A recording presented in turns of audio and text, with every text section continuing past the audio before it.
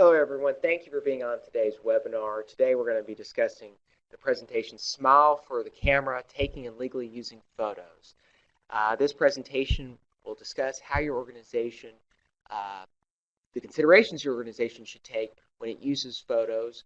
And this presentation is part of the Pro Bono Partnership of Atlanta.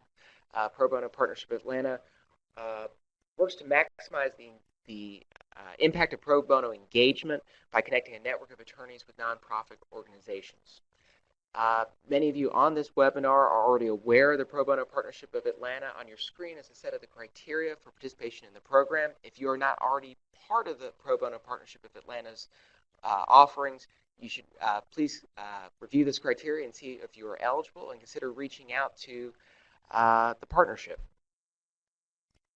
This presentation will provide general legal advice for your organizations that have specific questions about how the use of photos or the other legal issues impact your organization. Please consider reaching out to the Pro Bono Partnership of Atlanta for advice. As for me, I'm an attorney at the law firm of Bryan Cave LLP. We are an 1,100 attorney law firm with 100 attorneys here in Atlanta. My practice focuses on intellectual property and technology issues involving copyright, patent, trademark, trade secret, and privacy issues. Some of you may have been part of my presentation back in May on copyright licensing, and copyrights will form a very small part of today's discussion. Copyrights protect expression rather than facts. An example is you can write a story about how the Braves lost last night, 9-0 to the Padres, and that story would be completely protectable because it was your choice in how to present those facts, but the facts themselves of that loss are not copyrightable. The copyright, of course, applies to the right to restrict reproductions of a work that your own creative thought created, or here, with the focus of this presentation, photographed. And it's important to remember that copyright's not the only right implicated with photos. It's arguably one of the smaller ones. The right to privacy and similar related torts are far more important for discussion here. Now, let's start off with two photographs. The one on the left comes from Forsyth Park in Savannah, and the one on the right comes from Dragon Con in downtown Atlanta. In both photos, we have people being photographed off the street without having been asked first that they were being photographed. The inner lawyer in each of us may have this initial concern, well, can I use a photograph of other people without having their permission first? And let's go through the considerations that you should proceed through in evaluating whether it's appropriate to publish those photos. So the very first consideration, this is where copyright comes into play, who owns the photo? Do you have permission from that owner to use the photo? The next question is, where was the photo taken? Was it in public? Was it in private? It's very different to take a photo of a public place versus hopping over a fence and surreptitiously photographing a secure area. But perhaps the most important of the considerations on the slide is, how will the photo be used? Are you going to draw attention to people in a way that they would not have expected? Will you misrepresent the circumstances of the photo? Is there any risk that you are going to be exposing private information to a public audience? And then the last of these considerations is arguably the least legal, but the most foundational. Will the publishing the photo help your organization? Your organizations use photos for many different reasons.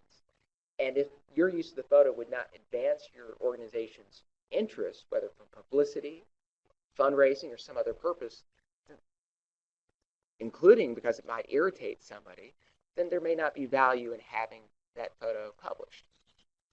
So these next two slides are going to elaborate and present these considerations in a slightly different way. So first, with authorship. In general, a copyright is owned by the person who created it. And here, the emphasis is on a photographer, and the same would apply to a videographer as well.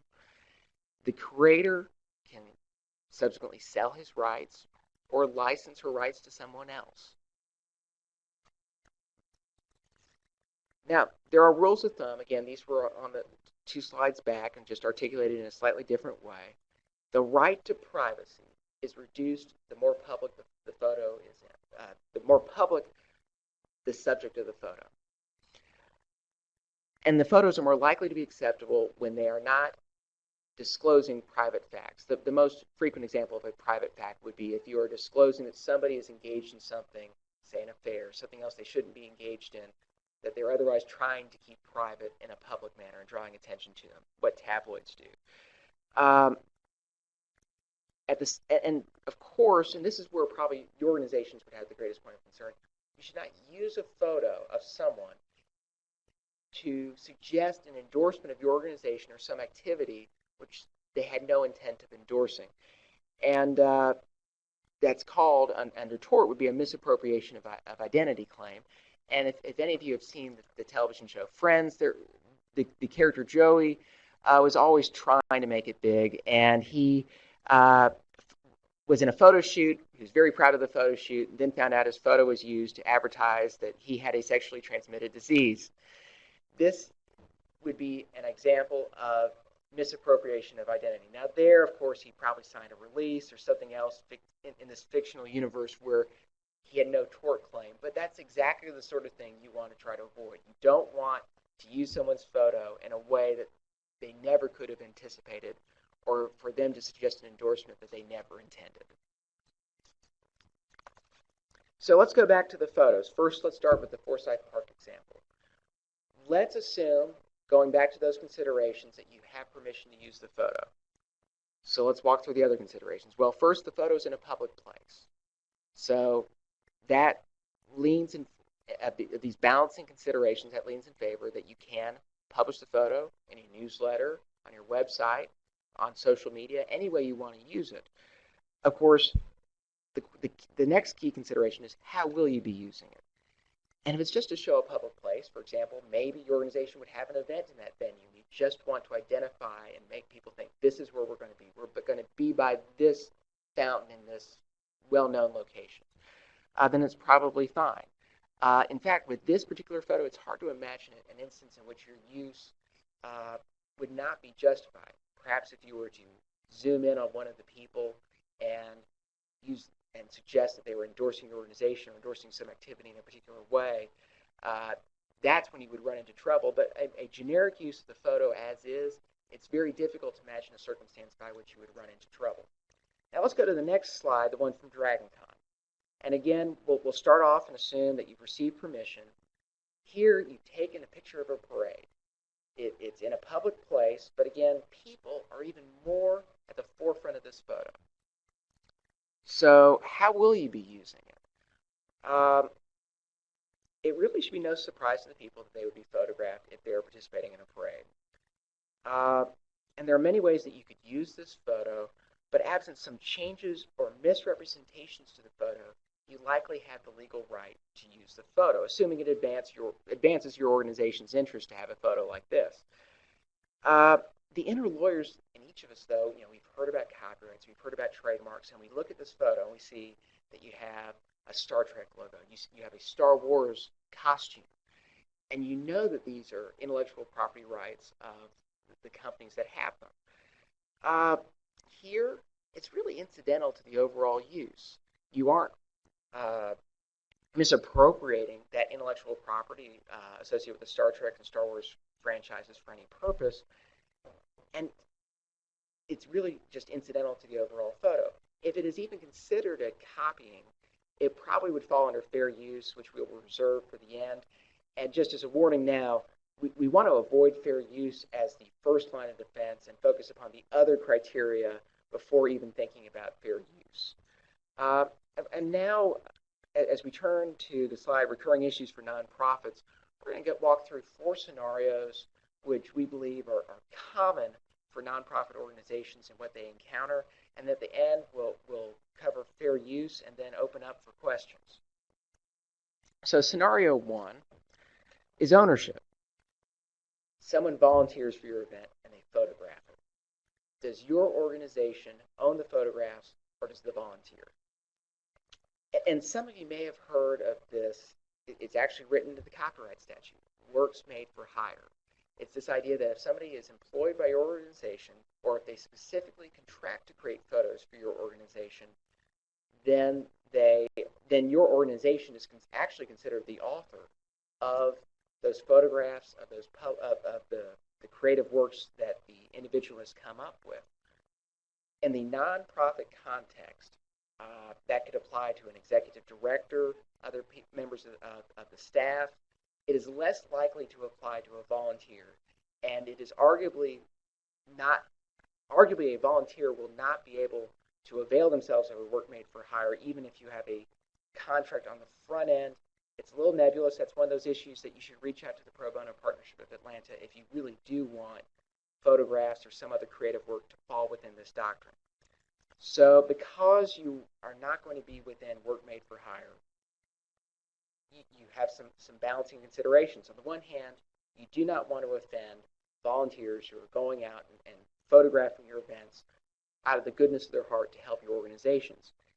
On the other hand, you want to protect critical materials so that the organization can use them in the future for fundraising, to demonstrate what you've been doing, to otherwise promote the organization's activities.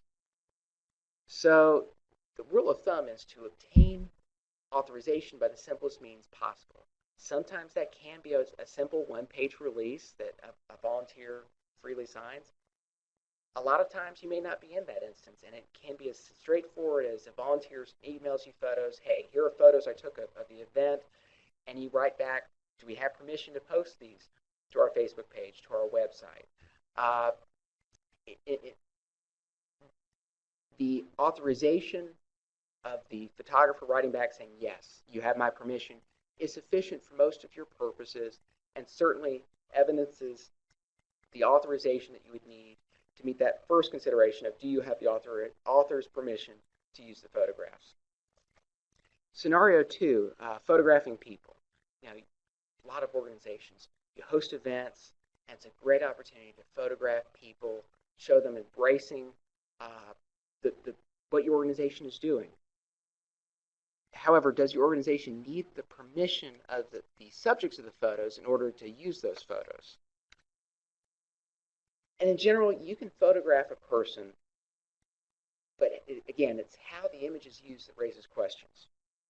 You need to consider whether the subject has a right to privacy in the situation, and consider whether the photo is going to be used to show endorsement, particularly whether it's going to be used to show endorsement that the subject of the photo may not have intended. Again, this goes back to those considerations at the very start of the presentation. Here are some solutions that I've seen organizations apply. Some will, on the front end, seek a written permission from everyone. And that's certainly a suitable approach, and the scope of your authorization to use the photos lines up with the scope of the written authorization that you obtain from each subject of the photos. Other organizations proceed more informally. They so frequently post photos that you can assume that if your photo is taken, it's going to be posted online. In fact, sometimes the photographer will go around and say, hey, may I please take your photo of the event, and because we're going to use it for whatever purpose. We're going to post it to the newsletter. We're going to put it online.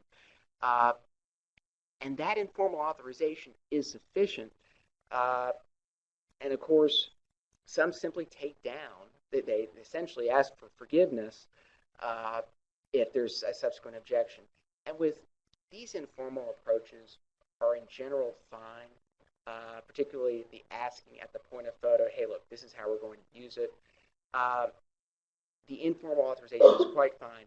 What you should probably be aware of is the more informal your approach, the faster you should be willing to respond if there is an objection to the use of the photo and your willingness to take it down.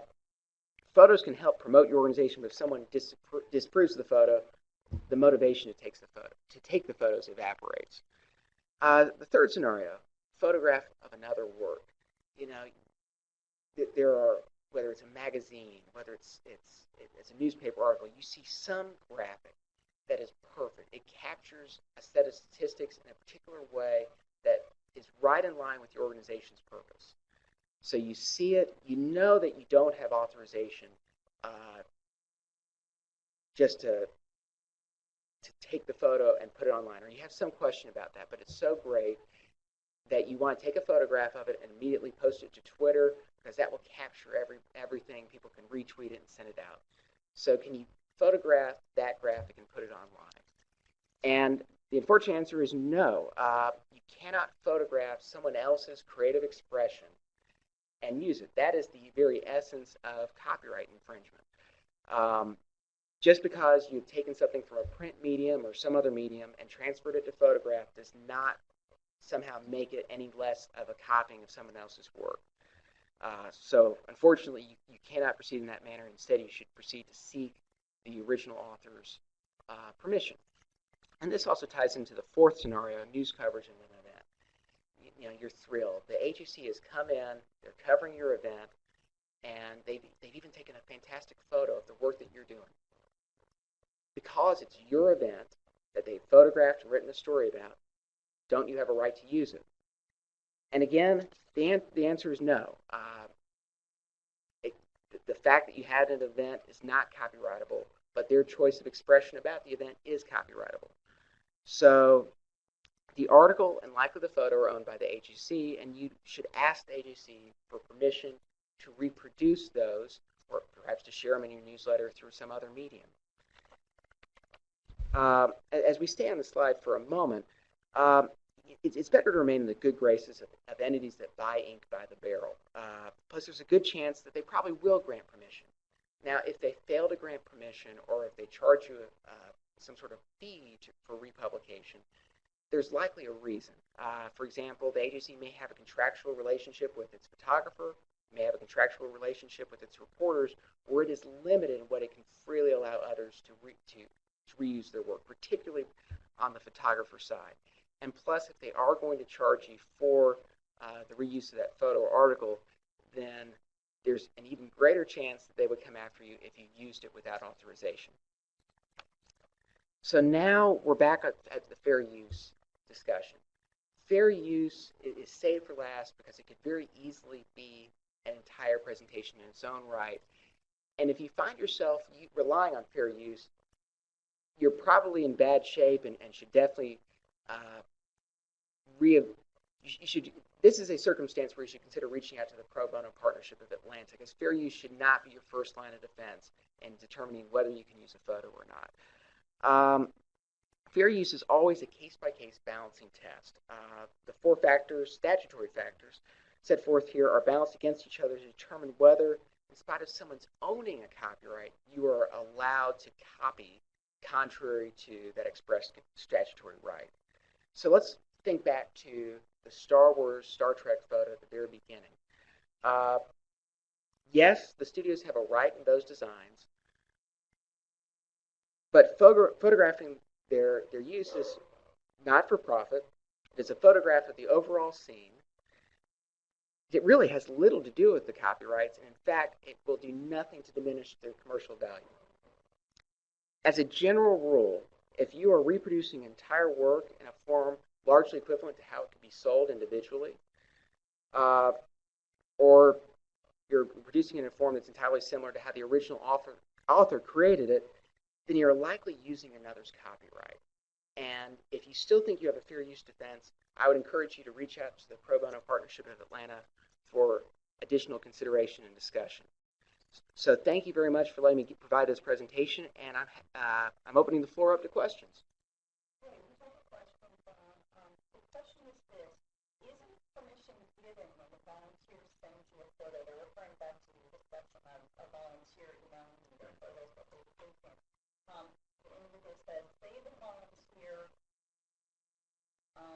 Takes the photo and puts them on a CD and sends it to you, isn't the permission applied that you can use those photos? It likely is. The question is, and this is that's a very good question, actually. A photographer takes photos and sends them to you by email, or I think in the question was by a CD. They put them on a CD. There is likely evidence of authorization there. It really depends on the factual circumstances, the relationship with the volunteer, whether you find from the communication that there is authorization to you to use the photos in the manner that you want to proceed, online, on a newsletter. It really depends. But yes, in that scenario, that could very well constitute the authorization to proceed. It's always ideal if they say, here are the photos I took. use them for anything that you want. But if other circumstances create that impression, then that to a reasonable person, yes, you can proceed in that manner.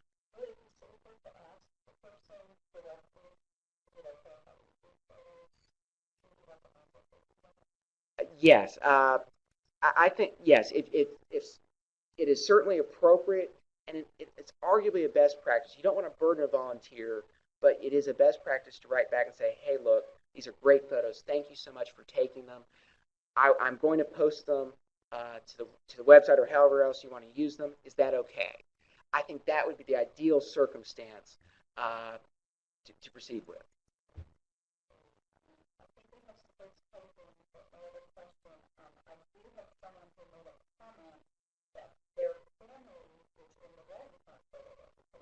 Oh, well, small world. I believe this qualifies as a fair use of the photo. I always like that photo. Great. We have another question. What's the best way to handle photos or videos of a large meeting or conference with 800 or 1,500 people?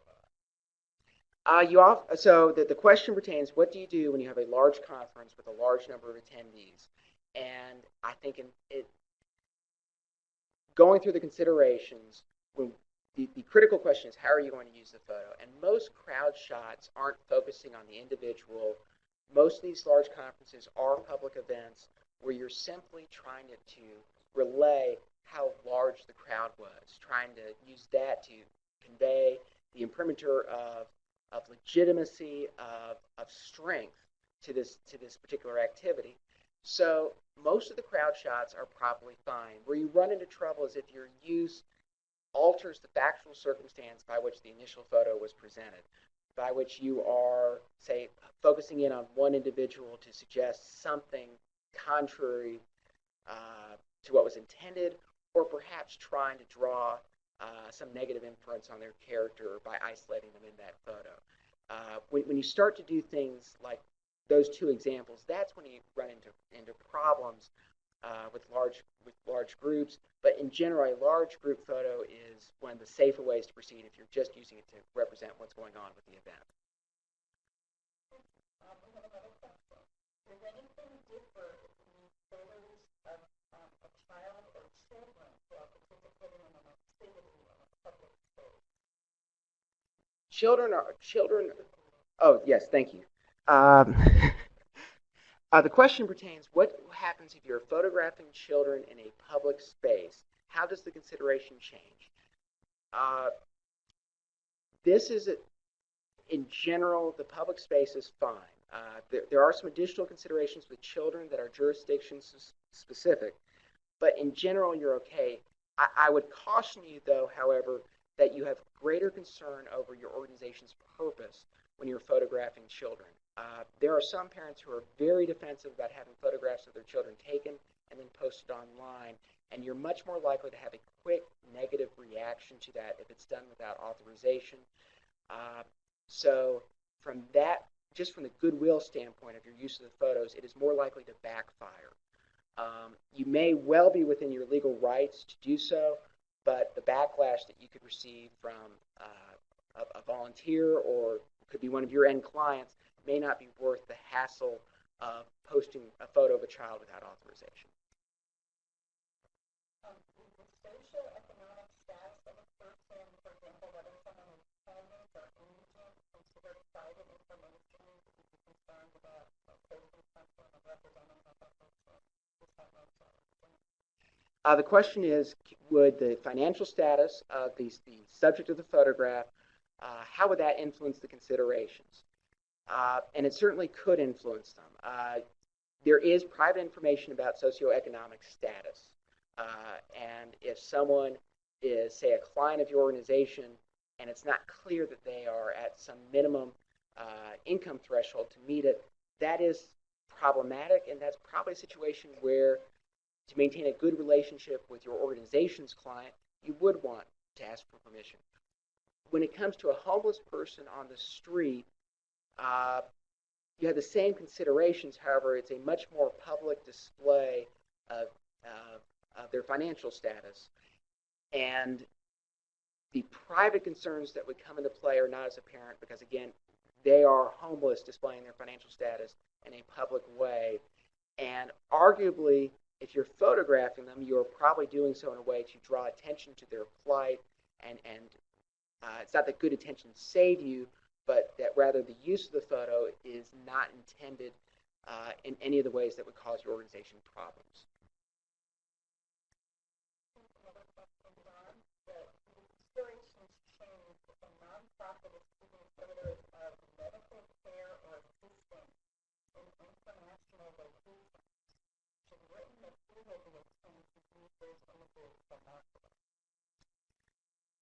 The question is about taking photographs of people receiving medical treatment, particularly in an international context, such as an international mission trip.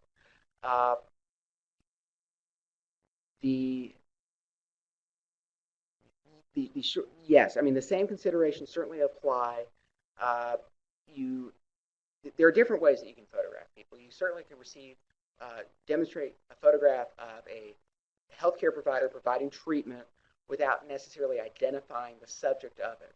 Uh, it is probably prudent to your organization to photograph or just to inform people at the point that the photographs are being taken that that is your purpose.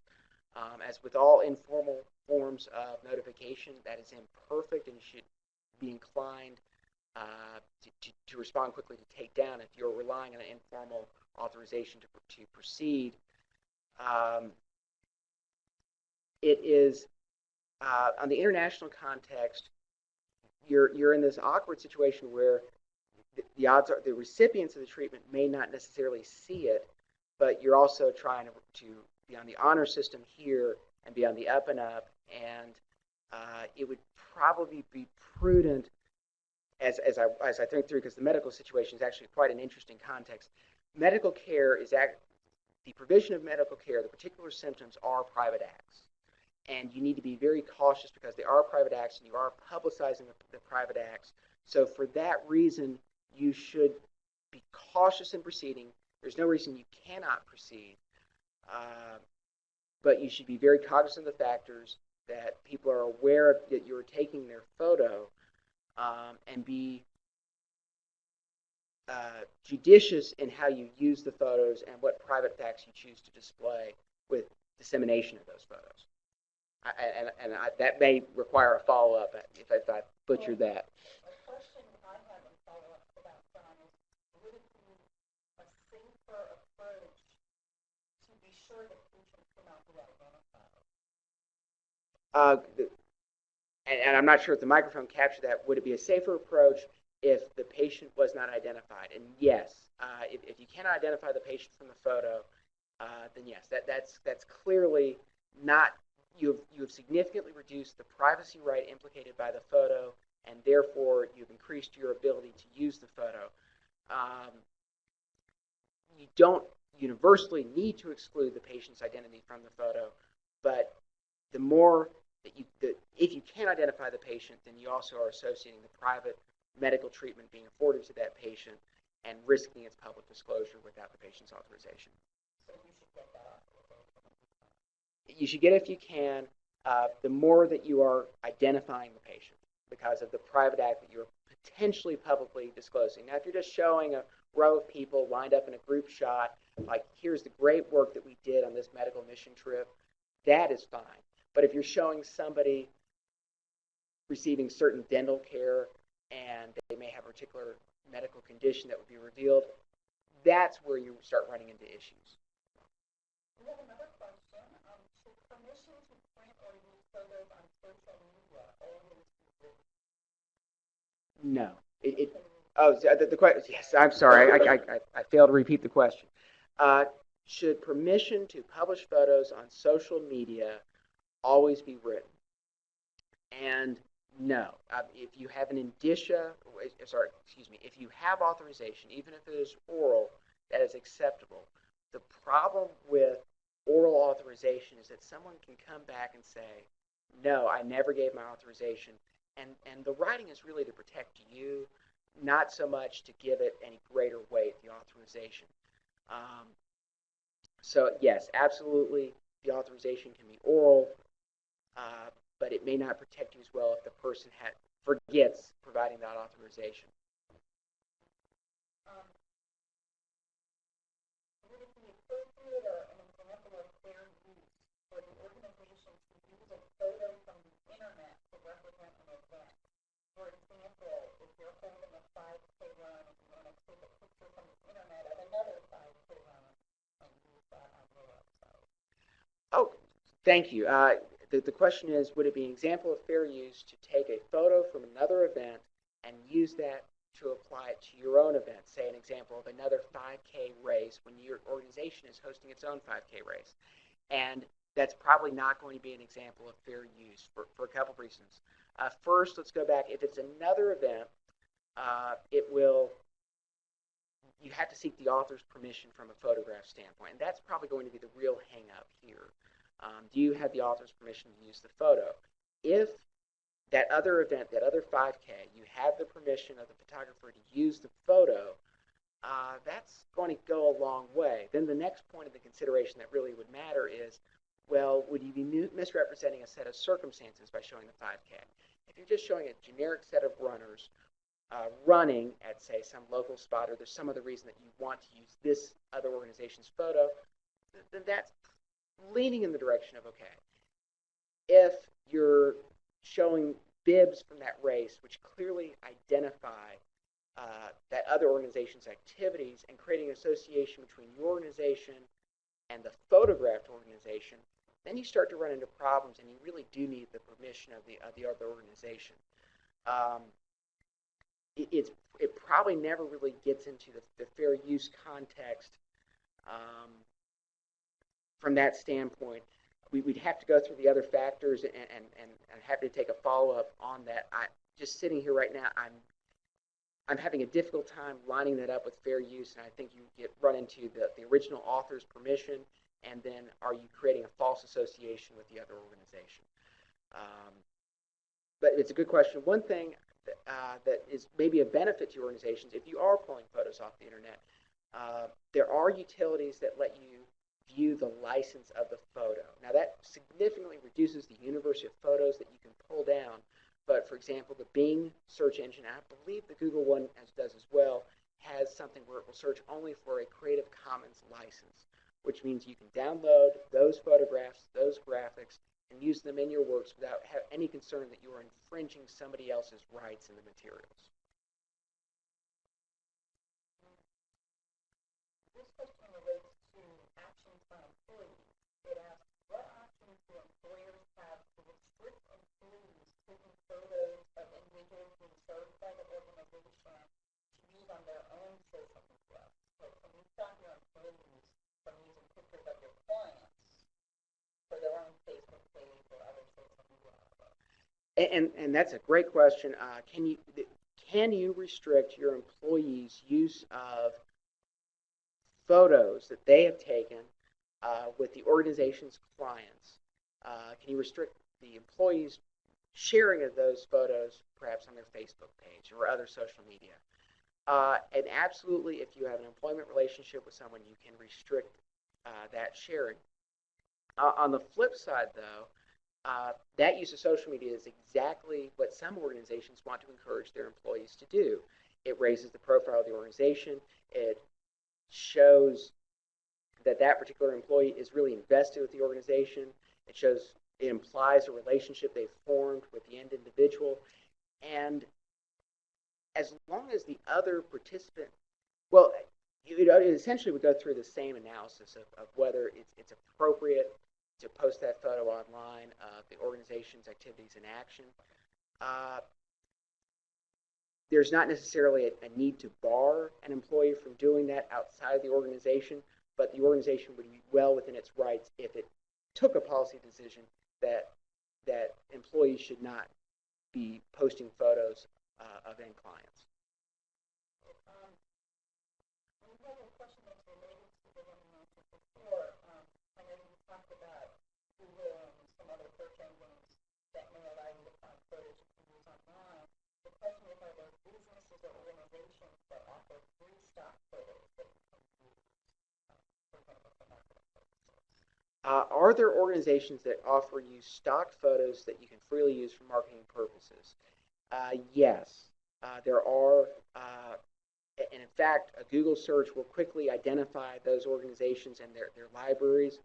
Uh, Admittedly, some are better than others. You certainly have a service like Flickr, the Yahoo service, that many of their photos are freely downloadable, and others are not.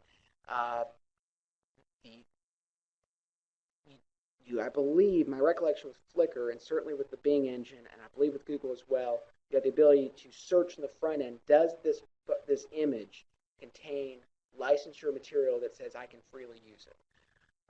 And that's one way of doing it. You can, of course, also go to these websites that will be generated from a Google search that will let you, that their entire library of images are freely downloadable.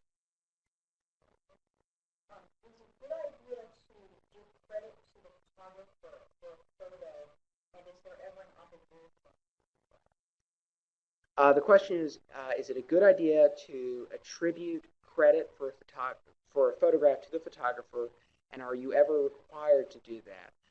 Uh, and the short answer is it's a case-by-case determination. Um, some photographers do not want their name listed. It's probably a best practice, but it's ultimately a case-by-case determination whether you proceed. A lot of times, people, if you're serving a charitable purpose, there is no guarantee that somebody necessarily wants to see their name injected into that. But at the same time, too, some people are taking photos where they do want to receive credit, because sometimes they may have freely given you permission, but they don't like it when they see their photo resurface on another website for something that they hadn't intended. And sometimes that photography attribution line provides some discouragement to unauthorized copying. So it's case by case, probably a best practice as a default to do so. But again, it's case by case, and I apologize. There are many different approaches to that answer, to that question.